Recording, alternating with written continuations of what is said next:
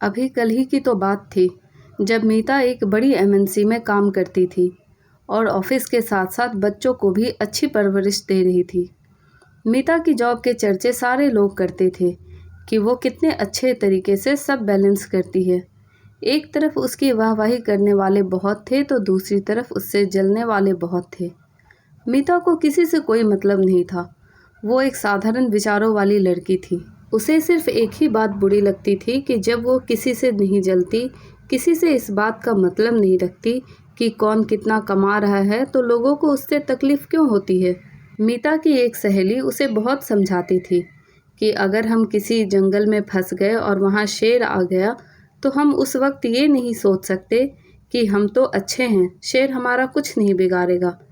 सपना, जो मीता की सहेली है, उसको समझाती थी कि ये समाज की रीत है, किसी को खुद कुछ अच्छा नहीं करना, लेकिन दूसरे जो कर रहे हैं उससे दुखी होना है। ऐसे में ये सोचना कि हम तो अच्छे हैं तो हमारे साथ कोई क्यों बुरा करेगा, शायद शेर वाली बात पर फिट बैठता है। मीता और सपना हंसते हुए आखिर में एक गाना गुनगुनाने लगती हैं। कुछ तो लोग कहेंगे, लोगों का काम है कहना।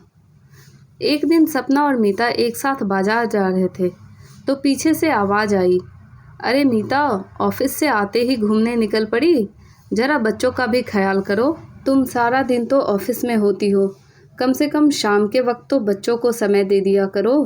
दोनों को ये बातें सुनकर बहुत गुस्सा आया, पर सपना कहीं उल्टा जवाब न दे दे, ऐसा सोचकर मीता ने सपना का हाथ पकड़ा और तेज कदम बढ़ाने लगी, ये बोलते हुए कि आंटी अभी आई।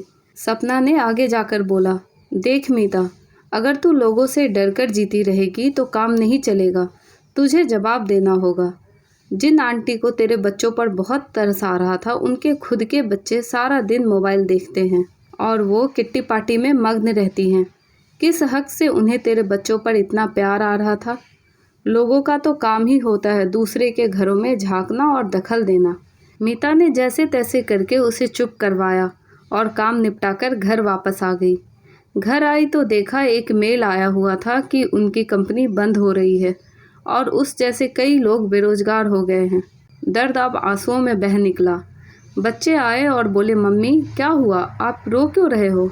मीता कुछ नहीं बोल पाई और उस आंटी के शब्द अब सुई जैसे चुभ रहे थे। धीरज, जो मीता का पति है, जब वापस आए तो मीता की बात सुनकर बोले, मीता, वक्त को थोड़ा वक्त दो। आज पूरा 1 साल हो गया था मीता को घर रहते हुए, जिसमें मीता अपने बच्चों के बहुत करीब आ गई थी।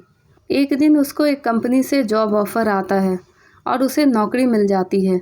बच्चे भी बड़े हो चुके थे, खुद को संभालने लायक, और अब मीता को समझ आ गया था कभी कभी वक्त को थोड़ा वक्त देना पड़ता है। ये कहानी आपको कैसी लगी हमें कमेंट करके ज़रूर बताएं। कहानी अच्छी लगी हो तो प्लीज़ लाइक शेयर सब्सक्राइब करना ना भूलें। Thank you.